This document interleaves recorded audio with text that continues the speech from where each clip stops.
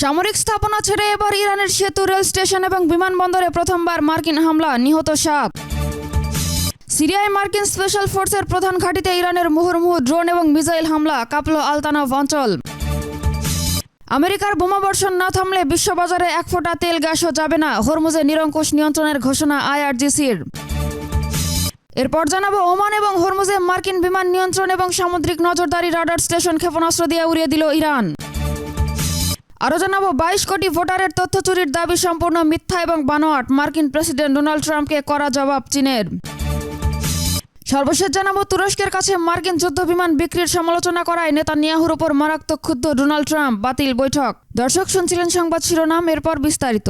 তবে তার আগে অনুরোধ থাকবে, যদি ইরানকে ভালোবেসে থাকেন তবে ভিডিওটিতে একটি লাইক দিন, চ্যানেলটি সাবস্ক্রাইব করুন এবং কমেন্টে অবশ্যই ইরান জিন্দাবাদ লিখুন। যুক্তরাষ্ট্র এবং ইরানের মধ্যকার সংঘাত এবার এক নতুন এবং ভয়ঙ্কর মোড় নিয়েছে। এর আগে 14 জুলাই ফক্স নিউজকে দেওয়া এক সাক্ষাৎকারে মার্কিন প্রেসিডেন্ট ডোনাল্ড ট্রাম্প শান্তি চুক্তিতে রাজি না হলে ইরানের বেসামরিক অবকাঠামো ধ্বংসের যে হুমকি দিয়েছিলেন তা বাস্তবে রূপ নিল। সামরিক অভিযানের টানা 6ষ্ঠ দিনে এসে মার্কিন বিমান বাহিনী প্রথমবারের মতো ইরানের বিদ্যুৎ কেন্দ্র, রেল, সেতু এবং বিমানবন্দরের মতো বেসামরিক স্থাপনায় বড় পরিসরে বোমা হামলা চালিয়েছে। AFP এবং স্থানীয় সূত্রের খবর অনুযায়ী দক্ষিণ ইরানের বন্দরি খামির শহরের 3টি গুরুত্বপূর্ণ সংযোগ সেতু, বন্দর আব্বাসের একটি রেল স্টেশন এবং বিদ্যুৎ কেন্দ্র এবং ইরান শহরের একটি বিমানবন্দর মার্কিন হামলায় পুরোপুরি ধ্বংস বা মারাত্মকভাবে ক্ষতিগ্রস্ত হয়েছে। এই বেসামরিক ধ্বংসযজ্ঞে অন্তত 7 জন ইরানি নাগরিক নিহত হয়েছেন। ইরানের দক্ষিণ পূর্বাঞ্চলীয় শহর ইরান শহরে মার্কিন বিমান হামলায় বেশ কয়েকজন ইরানি বীর সেনা নিহতের সরাসরি প্রতিশোধ নিতে এক মুহূর্ত দেরি করেনি তেহরান। শুক্রবার মিডল ইস্ট আই এবং তাসনিম নিউজ এজেন্সির প্রতিবেদন অনুযায়ী সিরিয়ার আলতানব এলাকায় অবস্থিত মার্কিন সামরিক বাহিনীর অত্যন্ত সুরক্ষিত বিশেষ অপারেশন কমান্ড সেন্টারে শক্তিশালী ড্রোন এবং ক্ষেপণাস্ত্র দিয়ে মুহুর্মুহু হামলা চালিয়েছে ইরানের একটি এলিট ফোর্স IRGC। এই আকস্মিক এবং বিধ্বংসী হামলায় মার্কিন বিশেষ বাহিনীর প্রধান ঘাঁটির ভেতরে ব্যাপক ক্ষয়ক্ষতির খবর পাওয়া গেছে। চলমান সামরিক অভিযানের 13তম ধাপে এসে ওমানের ঘানিম অঞ্চলে অবস্থিত একটি মার্কিন বিমান নিয়ন্ত্রণ রাডার এবং হরমুজের কৌশলগত পাথুরে এলাকায় স্থাপিত মার্কিন সামুদ্রিক নজরদারি রাডার ক্ষেপণাস্ত্রের আঘাতে গুঁড়িয়ে দেওয়ার দাবি করেছে IRGC। রাডার ধ্বংসের পাশাপাশি IRGC বিশ্ব অর্থনীতিকে কাঁপিয়ে দিয়ে আনুষ্ঠানিক ঘোষণা করেছে যে হরমুজের ওপর এখন ইরানের সশস্ত্র বাহিনীর নিরঙ্কুশ এবং পূর্ণ আধিপত্য প্রতিষ্ঠিত হয়েছে। তারা স্পষ্ট জানিয়ে দিয়েছে, মার্কিন যুক্তরাষ্ট্রের এই আগ্রাসী বোমাবর্ষণ যতক্ষণ পর্যন্ত সম্পূর্ণ বন্ধ না হবে ততক্ষণ পর্যন্ত এই স্পর্শকাতর আন্তর্জাতিক জলপথ ব্যবহার করে বিশ্ববাজারে কোনো ধরনের জ্বালানি তেল বা গ্যাস রপ্তানি করতে দেওয়া হবে না।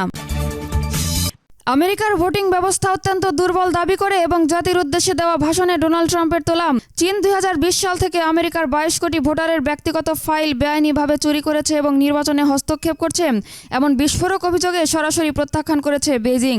চীনের পররাষ্ট্র মন্ত্রণালয়ের মুখপাত্র লিন জিয়ান বেইজিংয়ে সাংবাদিকদের মুখোমুখি হয়ে বলেন, ট্রাম্পের এই দাবি সম্পূর্ণ ভিত্তিহীন, অসত্য এবং আন্তর্জাতিক মহলে চীনকে হেয় করার নোংরা চেষ্টা। চীন সর্বদা অন্য দেশের অভ্যন্তরীণ বিষয় হস্তক্ষেপ না করার নীতিতে বিশ্বাসী উল্লেখ করে লিন জিয়ান উল্টো প্রশ্ন তোলেন, বিশ্বের কোন দেশ দীর্ঘদিন ধরে অন্যান্য স্বাধীন রাষ্ট্রের সরকার এবং সাধারণ মানুষের ওপর গোপন নজরদারি চালিয়ে কোটি কোটি নাগরিকদের তথ্য চুরি করে আসছে তা বিশ্ববাসী ভালো করেই জানে। ন্যাটো শীর্ষ সম্মেলনে যোগ দিতে মার্কিন প্রেসিডেন্ট ডোনাল্ড ট্রাম্পের আঙ্কারা সফরের ঠিক আগে এক টেলিভিশন সাক্ষাৎকারে তুরস্কের কাছে মার্কিন যুদ্ধবিমান বিক্রির পরিকল্পনার প্রকাশ্য সমালোচনা করেন ইসরায়েলের প্রধানমন্ত্রী বেনিয়ামিন নেতানিয়াহু।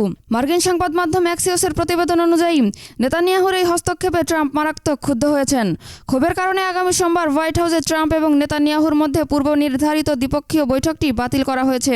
গত 2 সপ্তাহে নেতানিয়াহু অন্তত 6 বার ওভাল অফিসে গিয়েও ট্রাম্পের সাথে বৈঠক চূড়ান্ত করতে ব্যর্থ হয়েছেন এবং প্রয়াত সিনেটর লিন্ডসে গ্রাহামের শেষকৃত্য স্থগিতের অজুহাতে আপাতত তার যুক্তরাষ্ট্র সফরই বাতিল করা হয়েছে।